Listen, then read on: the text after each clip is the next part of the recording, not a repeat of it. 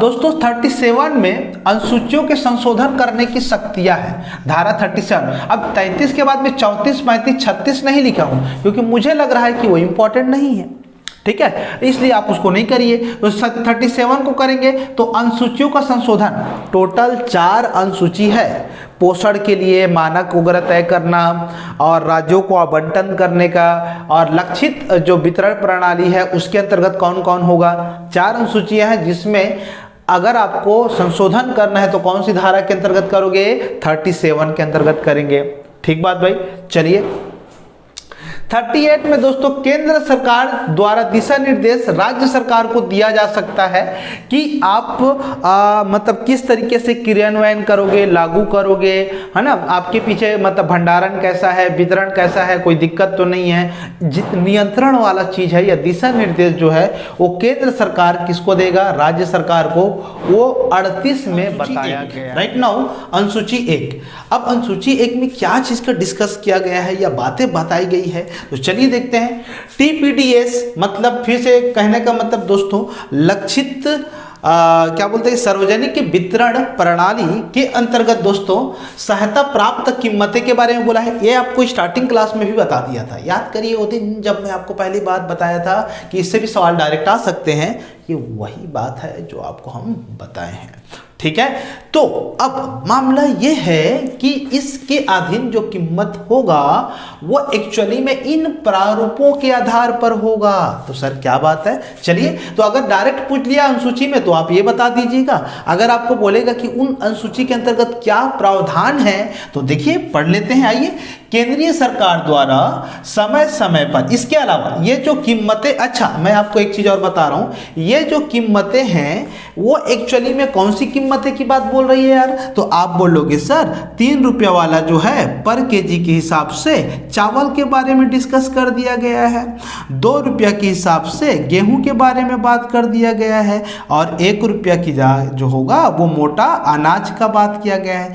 तो इन कीमतों के आधार पर बात ये बोला गया है कि जो यहाँ पर अनुसूची 1 में है कि जो निर्धारित किया गया है गवर्नमेंट के द्वारा, मतलब सेंट्रल गवर्नमेंट जो है केंद्रीय सरकार के द्वारा, तो ये तो निर्धारित कर दिया गया है। ठीक बात।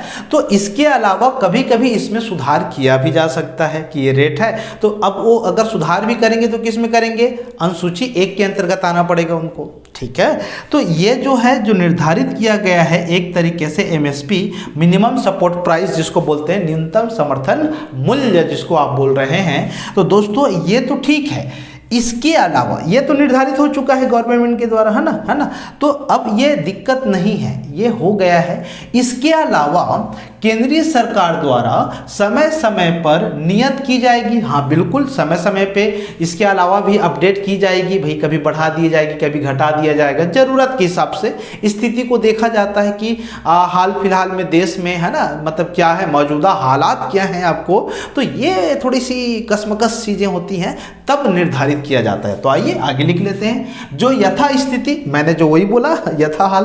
तो दोस्तों गेहूं और मोटे अनाज के लिए जो भी न्यूनतम समर्थन मूल्य रहेगा, ऑफकोर्स तीनों चीजें तो हैं यार, चावल गेहूं अनाज, यही तो है मोटे अनाज। ठीक है, इसके अलावा और क्या है, तो बोला है गेहूं और मोटे अनाज के लिए एमएसपी जो निर्धारित किया गया है। इसके अलावा चावल के लिए दोस्तों व्युत्पन्न एमएसपी से अधिक नहीं हो। ठीक है, तो अब ये जो एमएसपी निर्धारित किया जाएगा, न्यूनतम समर्थन मूल्य निर्धारित किया गया है, उससे अधिक ना हो, उसी के तत्वाधान में या फिर उसी से प्रारूपों पे मौजूद हो या शामिल हो। ठीक, करेक्ट, कोई दिक्कत नहीं। अब मोटा मोटी ये समझिए यार, कीमत मतलब जो सेंट्रल गवर्नमेंट निर्धारित करेगी, दैट वही चीजें आपको लागू करना पड़ेगा। ठीक है, चलिए तो कोई ज़्यादा समझने वाली बात नहीं है, अभी आपको टेंशन नहीं लेना है। Let's begin. अनुसूची 2, अब वहां पर भी चेक कर लीजिए, पोषण मानक के रूप में मैं आपसे व्याख्या किया करता था। आइए अब इसको थोड़ा सा डिटेल से लिखेंगे, ये आपके लिए जरूरत हो सकती है, मुझे ऐसा लग रहा है। चलिए तो दोस्तों फिलहाल ये जो पैरामीटर है या ये जो माप है, इस कौन से वर्ग को प्रॉफिट होगा या कौन से ऐसे वर्ग हैं जिसको शामिल किया जाएगा। तो दोस्तों 3 माह से 3 वर्ष, देखिए सॉरी 6 माह से, अब आपको मैं ये बता देता हूँ यार, पहली बात तो 6 माह से 3 वर्ष क्यों लिया गया है। 6 माह से पहले लोग को ऑलरेडी निःशुल्क आपके माताओं को जो है, शिशु जो माता है उन लोग को तो मिलना तय है, उनको वो तो है ही।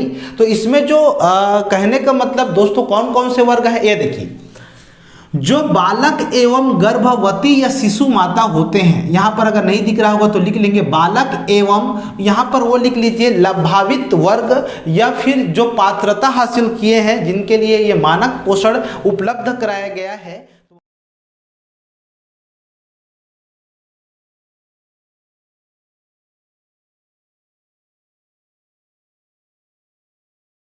फिर 6 माह से 3 वर्ष, फिर 3 से 6 वर्ष, 6 वर्ष तक तो एकदम बाय डिफॉल्ट आपको गवर्नमेंट की एक रिस्पॉन्सिबिलिटी है कि वो आपको पूरा तंदुरुस्त करेंगे। ठीक है, चलिए फिलहाल आइए, तो घर ले जाने वाले राशन उपलब्ध कराने जो एकीकृत बाल विकास योजना के तहत संभव है।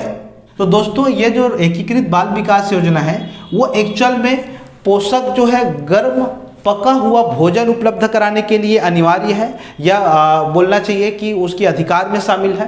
खाने के लिए तैयार भोजन, मतलब खाने food to ready to food बोलते हैं शायद, हाँ रेडी टू फूड के लिए भी ये बाध्य है, बोलना सकता है बाध्य। ठीक है, दोपहर में भोजन उपलब्ध, मिड डे मील जिसको बोलते हैं मध्याह्न भोजन के अंतर्गत, ये तीनों बेसिकली प्रारूप से आप तक पहुंचता है, या जो 6 वर्ष तक के बच्चे हैं वहां तक पहुंचता है, ये माध्यम है। इस तरीके से उसको डिस्ट्रीब्यूशन का सिस्टम बनाया गया है। ठीक, अब एक टेबल बनाइए, टेबल पे आप एक तो आप ये वाला लिखेंगे कि कौन से पात्रता है, ये पात्रता का हिसाब, मैं पूरा डिटेल नहीं लिखता हूँ, मैं अपने हिसाब से सिस्टम को बना लेता हूँ। पात्र है, किस माध्यम से उन तक मिलेगा वो है, या तो आप डायरेक्ट वहाँ जाके खा रहे हो या घर ले जा रहे हो, ये डिपेंड करता है। वाह, डिपेंड करता है कितनी कैलोरी फूड मिलनी चाहिए आपको उस स्थिति में, जिस स्थिति में हो, फिर कितना प्रोटीन मिलना चाहिए। ठीक, प्रोटीन और कैलोरी दो ही चीज को परिभाषित किया गया है। तो आइए, बालक जो है 6 माह से 3 वर्ष का जो होगा, बालक 2 होंगे, एक 6 माह से 3 वर्ष, 6 माह से पहले को उसको शिशु बोल सकते हैं, और शिशु ऐसे भी ऑलरेडी रहता है, लेकिन 6 माह तक फिर वो स्तन पान का ही मेन पोषण आहार युक्त रहता है। जो सबसे ज़्यादा तवज्जो दिया जाता है, वो तवज्जो कौन सा होता है, स्तन पान कराने का।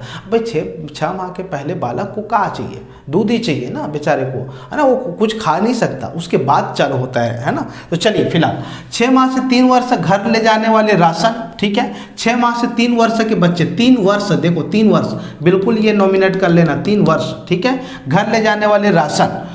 एक दूसरा बालक है जो 3 वर्ष से 6 वर्ष तक के लिए रहेगा, 6 वर्ष तक के लिए, जब तक कि वो स्कूल ना चले जाए, तो वो सुबह का नाश्ता और गर्म पका हुआ भोजन, सुबह का नाश्ता, ये घर नहीं ले जाया जाता, याद रखना। 3 से 6 वर्ष तक के बच्चे को यहाँ पर जो है दोस्तों सुबह का नाश्ता दिया जाता है और गर्म पका, अरे जो आंगनबाड़ी में पढ़ने जाते हैं ना, जो पहली कक्षा वगैरह में नहीं जा रहे हैं, आंगनबाड़ी में पहले जाते हैं, जिसको हम लोग छुछू पहली बोलते हैं ठीक है, तो आप लोग की तरफ जैसे कि उसको भाई अगर नॉमिनल बोले तो KG1 KG2 बोलते हैं ना, है ना, तो वही प्राइमरी या फिर और भी कुछ स्टैंडर्ड बोलते हैं आजकल, तो कुछ बड़े स्कूल में अलग अलग नाम से जानते हैं। अब ये हो गया सुबह का नाश्ता। अब जो कुपोषित बच्चे हैं, जो कुपोषित हैं, मतलब ये इसी की बात करें, 6 से 6 वर्ष तक के सेम यही बालक है, ये बालक ना होकर कुपोषित है, बाकी वर्ग जो है वही है। तो इनको दोस्तों कुपोषित है, उनको अब घर ले जाने के लिए राशन दिया जाता है।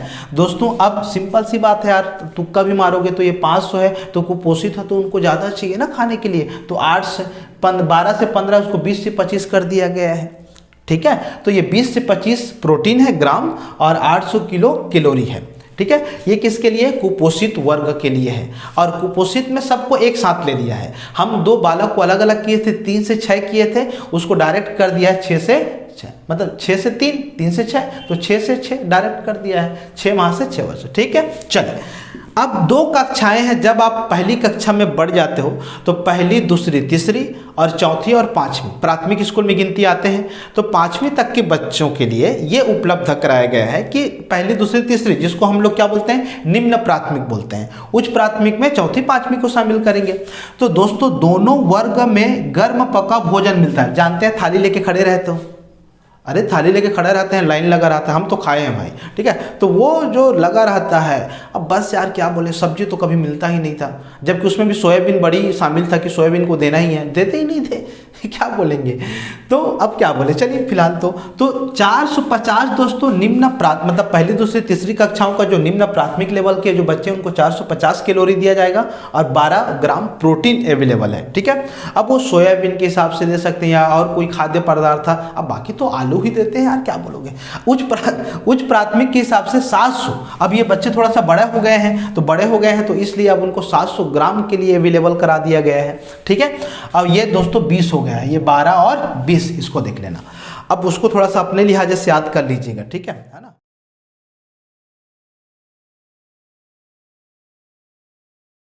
चलिए आइए 5वां दोस्तों, गर्भवती शिशु माता को घर ले जाने के लिए 600 कैलोरी का फ्रूट दिया जाएगा और 18 से 20 ग्राम का प्रोटीन दिया जाएगा। इसको भी आप याद कर लीजिएगा, ठीक है। 600 ग्राम है ना, 600 ग्राम।